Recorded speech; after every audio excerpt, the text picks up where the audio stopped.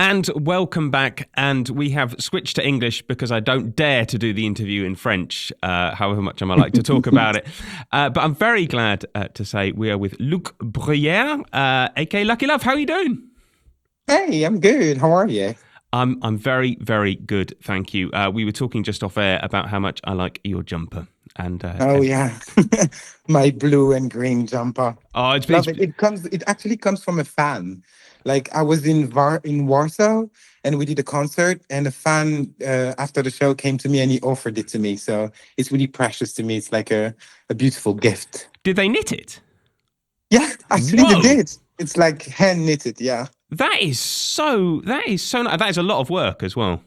Yeah, I do think so. Oh, well, no wonder you inspire such devotion. So you're playing Barcelona Lanao next week, Wednesday, I believe. And Yep. you're saying you're in Brussels, kind of working on the show, but this is basically the first date of the international tour, right? Yeah, it is. This is the first date of the international tour for the Burning tour. Because like before that, I already did a huge tour in the world, but it was for the EP, and now it's about the album. So we created an entire new show, and it's all live. There is no sound effects, nothing. Will be a band playing music. The album I Don't Care If It Burns, which was released November, right? Yeah, yeah. And how's the reaction been to the album?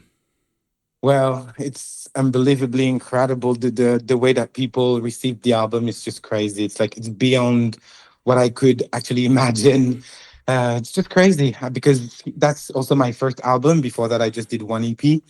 And I really wanted this album to be honest and pure. And I didn't want, like, there was no strategy behind the album. The idea was just to connect with my people, connect with my community, and tell them about my life, about everything that I've been through. And so seeing that like we're connecting and that people are recognizing themselves in my music is just such a gift. I love it. Can I ask you a stupid question? Yeah, I love stupid questions. Okay. Well, the album is called I Don't Care If It Burns. You Yeah. don't care if what burns? Well, I don't care if life burns, because I Right. think that, as I grew up in France, I always had this idea of this huge romanticism thing, like I grew up dreaming about the Moulin Rouge and this crazy love story. And I think I've lived my life like this so far. It's just that I feel alive when I'm burning, when my heart is burning. I think it's about the heart. Yeah. You talking of the Moulin Rouge, you performed at Madame Arthur, Yes. the cabaret, as La Venus aux Mille Hommes, right? Yes. Sorry, that I actually that was terrible French pronunciation. No, that was very good. That was very good. Oh, you're too kind. What was that like performing there? Well, it allowed me to actually discover myself as an artist and also as a man, because like being in heels and full makeup teaches you so many things about yourself. And also, I think a cabaret is a place of total freedom, Mm-hmm. and it's also a political place. So it also helped me to understand that through my art, what I want is to defend values and to also like, yeah, to speak about the world I live in. I think that you're a great artist once you're able to actually just be the witness of your time, and that's what I want through my music. And I understood that through the cabaret. Yeah. We have a question in the chat, if that's all right, from Panda Tort. What is your favourite cabaret era in history? Oh wow, so many. But I think actually, Madame Arthur is really important for me because it's not just because I've worked there, but also because it was the first cabaret in Paris. And also, I will tell you a little story about this cabaret, but it actually opened by accident because in Pigalle back in the days, there was all these trans people that were actually like working in the street, being prostitutes and sex workers. And once there was this girl called Bambi, and she was threatened by a guy in the street. And so she just found a refuge in this cabaret. And that was just a piano, and it was supposed to be a restaurant. And then she came in and pretended to be a performer. And so she went to the piano, performed the song, and that's how Madame Arthur became a cabaret. So what I love about this idea is just that it became just a safe place, and that's a place where like you can just be yourself. And so that's why I felt really connected to it, because I think that the cabaret has to be like a safe place for communities, and also like a place of freedom to be able to just speak your truth. Talking of politics, your most recent release was the protest version of your song Masculinity, Yeah. which came out on Valentine's Day as well, I Yes. Yeah. noticed. So why did you want to do that, and why Valentine's Day? Well, because I think that the world we live in right now is kind of scary. I I really grew up thinking that all the bad, the how would I say that? I would say, yeah, all the bad side of the history was kind of behind us, you know, as if like it wouldn't be like coming back. And then through the election of the United States of America and all this craziness about Donald Trump and Elon Musk, I feel like, I don't know, I feel like the universe is living in a Marvel, like in a Marvel movie with like these giant awful people. And I just don't understand. I'm like, how is it fucking possible that in 2025 we're getting back to this awful messages of like discrimination when we've been doing so great for the last 10 years. We were evolving, we were accepting each other, we were living all together. And I totally refuse that hate replace love. I just don't understand that it's not possible. It's just we have to fight. We have to fight for love. We have to fight for our values, for acceptance. I truly believe that what makes us rich in this world is our differences, is what makes us so beautiful as a humanity. And I'm really tired of these people focusing on what makes us different instead of focusing on what brings us together. Well, I am just a human being, you know. I'm not I'm not a guy. I'm not defined by my gender. I'm not defined by the color of my skin or my religion. I'm just defined by the people I met in my life, you know. And so it's through love that I became who I am. And that's the most important. And the reason why it came out on on Valentine's Day is to actually remind to people that what's matter is love. That's the most important value we have. Well, I was going to ask, I mean, you seem to me to be quite an optimistic person. I don't know if that's right, but how do you keep that optimism going with all of the awful stuff? Well, I had like an experience of life that's not the easiest, to be quite honest. I was born without my left arm. At the age of 14, I understood I was gay, and then I've been a drug addict, and through all of this things that we could consider as something really difficult or like awful time in my life, I actually grew up so much, and I understood that the beauty is not where we believe it is. You know, like life is not a Disney, life is a roller coaster. And I think sometimes that's in the cave that you can find the purest life and the light, you know, you need. I mean, how can you appreciate the beauty of the sun if you never know a rainy day? You know, it's really important for me to just like, yeah, I'm really optimistic because as long as I'm alive, there is possibility, you know, as long as we brace all together, um yeah, nothing can really stop us. I do believe this. Good. And I'm French, you know, like, I mean, that's the thing, we've always protested for our rights, you know. It's like that's in our blood. We can't accept to be mistreated. Yeah. That's something impossible for us. And that's also something that I feel, because I used to live in Madrid for like 8 months.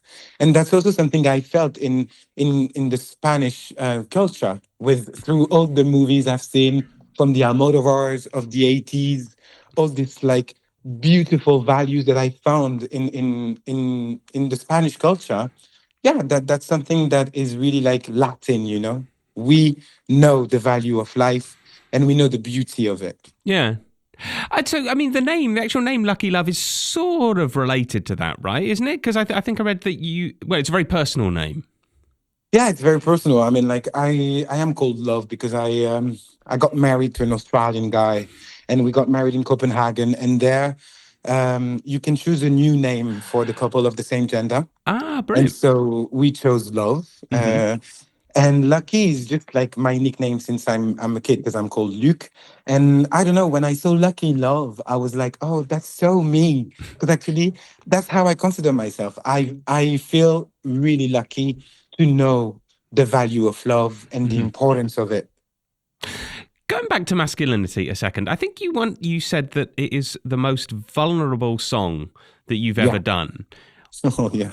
Well, why is that? Well, because I'm naked, you know? I'm telling the world my vulnerability. I'm telling the world like, oh, am I not enough? Because that's something I felt so many times, in my personal life or even like in the streets, like just walking in the street, I could feel, sometimes that I was not validated by um all this Oh this shit! No. Oh, all this thing, like it's just the society that values certain people, certain type of people. I was not belonging to it. And that was the first time that I allowed myself to say, well, I'm not okay with this. I don't deserve this. And so if I am the problem, tell me you people that know that I'm not valid enough, that I'm not like good enough for you. Tell me what's wrong with me. What's wrong with me? What makes you superior? And it's so hard for an artist to actually show yourself vulnerable and say, well, okay, you told me so many times that I was not enough that I now believe it. So now that I believe it, tell me why. Tell me why am I not enough? That was really like something hard for me to say because also I'm a Leo and we're really proud. So like for me, it was like something crazy to show myself vulnerable in front of people. But I also understood that sometimes you have to speak your truth even more as an artist because like then when I'm in concert and I see all these souls, all these people singing with me the lyrics of masculinity, I can see through their eyes that they all have their story around this song, which is not the same as mine. But I think that in a way we've all like felt once in our life as if we were not enough, as if like society was like bringing us down. And so I think that's why this song is so universal and why it touched so many people. you mainly sing in English with the occasional song in French. Yeah. So I was wondering, do you feel like you're kind of a different person when you sing in the two languages? Hell yeah. Hell yes. Oh my God. Yeah. And also because I think that, I've always believed in the superpower of a pop star. Mm. I've dreamed of Michael Jackson when I was a kid. I've dreamed with Lady Gaga, with Madonna. And what I love about those people is that they became symbol. Like it's not even they're not people anymore. Mm. They are like an entire message. They represent something. And that's what I want. So the reason why I sing in English it's because I don't want to have borders in my music. I think borders are just boring.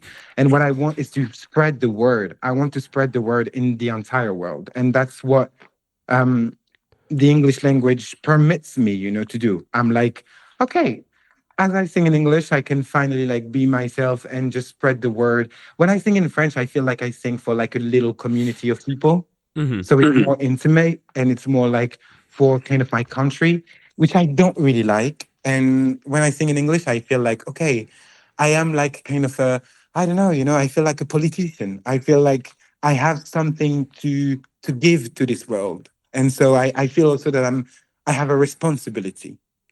See, And yeah, that's interesting for me. That's much more interesting. I wonder because this is something that happens with me. English is my native language, but I find like when I speak in other languages that that sometimes it's easier to be honest. Do you get the same thing? Yeah, that's very true. Yeah. Because also like I think that when you speak in another language than yours, it's just it brings your ID to be more clear, to be like because you don't have like, all this aesthetical thing that you can put around for to make poetry or to be like, I think that when you speak in another language, you feel the emergency of saying what you have to say. And so that's what I love about also like putting myself in this position of singing in English because I really have to choose my words. And also I discover I can discover a new word that I didn't even like, have in French, because we all have like different languages, and there are like some shades, some nuances that you don't have in French that you have in English, or the contrary. And so yeah, it permits you so many other things that you couldn't imagine. Yeah, that's what I love about it. You're also a big fan of Amy Winehouse, right? Oh my God. I'm not a fan. I'm in love with her. Okay, so, all right, this is a terrible question, but if you could do a duet with one person ever, living or not living, who would it be? Yeah. He would be Amy. He would be Amy Winehouse for sure. He would be Amy because, like, I don't know how to say that, but I think that you have to be so brave to speak your truth so clearly. Like, she was giving us her entire soul without even like thinking of preserving herself, you know. And that's why also I think that she burnt that fast, is because she was so honest, so pure. And I would have felt really privileged to share that with her. Yeah. That'd be amazing. And you performed at the Paralympics, right? Last summer? Yeah. How was Yeah. that? That must have been, I mean, you're talking, that's a global audience of millions and millions and millions. How on earth was that? Yeah. I even like sang in front of like 1.5 billion people on that day. Hang on. Did you know it was going to be 1.5 billion? When you were standing there with the mic. No, of course not. How many did Otherwise, you... I would never have climbed on stage. But you must have known this is going to be millions. Or was it just like, I'm not thinking about this. I'm just going to sing. I'm not thinking of like... No, to be quite honest, I didn't think of it. I was like, okay, I'm going to be at the service of an entire ceremony. And I even thought, because I was not, you know, the biggest artist on stage on that day. And so I even thought that I would be just like, you know, a little part of the show that people would like, and that's it, you know. But I really didn't imagine that it would have the resonance that it had. It was crazy. It was pure surprise for me when I got out of stage and I realized like all the medias that were contacting my PR and everything. I was like, what the hell just happened? I really didn't believe it. It was so crazy. And I don't know, I thought it was just a beautiful day to finally, I don't know, speak for my community, speak for people, deliver a strong message. And that was the entire purpose of it for me. I thought the Olympics and the Paralympics were extremely well done. I was really impressed. Really enjoyed them. So. I'll tell to my friend Thomas Joly. I'll tell him. Oh right, He'll be super glad. No, it was amazing. It was amazing. All right, a couple more things. I don't want to keep you for a long time. But tell me a song that you didn't like as a child that you've recently come around to that you like now. Well, a song that I didn't like as a child, but that I discovered and now I love it. I would say all the songs of Barry White. Like I was not listening. My dad was a fan of him, but I was not really into his music until recently. I was in a car and the driver was like really playing it super loud. And I heard the lyrics and I was like, oh my God, that's actually so beautiful. And also the tone of his voice. And I was like, oh shit, how? How did I actually spend all that years without listening to his music? I was like, that's so genius. Like, yeah. So yeah, I would say Barry White. And one final thing, if I may. So you once said that you are not afraid of rejection, which I think is a great thing. But how can people be like that? I wish I was a bit more like that. How can we do it? Well, babe, I've been rejected my entire life. So at one point, you know, you get used to it. I'm just like, yeah, I was born without my arm. So in the playground as a child, I was already rejected. Then through my sexuality, I felt rejected again. Then even inside the LGBTQIA plus community, I've been rejected because of my body, because I was not this masculine guy that could actually, that you could fancy because he's super muscular or blah, blah. So I felt rejected my entire life. And so, yeah, at one point, you know, you're not scared anymore. That's just this, you know. Once you've seen the monster, you're not scared of the monster because you understand also that like sometimes it can transform into a very cute dog. What a lovely place to leave it. Lucky Love, Luc Bruyère, Luc Love. Yeah. All of them. Exactly. No, you are in Lanao on Wednesday, which is the 5th of March. First Yes. date with the new show. It's going to be spectacular. Thank you so much for being. Merci bien. C'était très intéressant et c'était un plaisir. Very good French. Thank you. I can't wait to see you, Barcelona. Right. We'll see you there. Bye. Bye.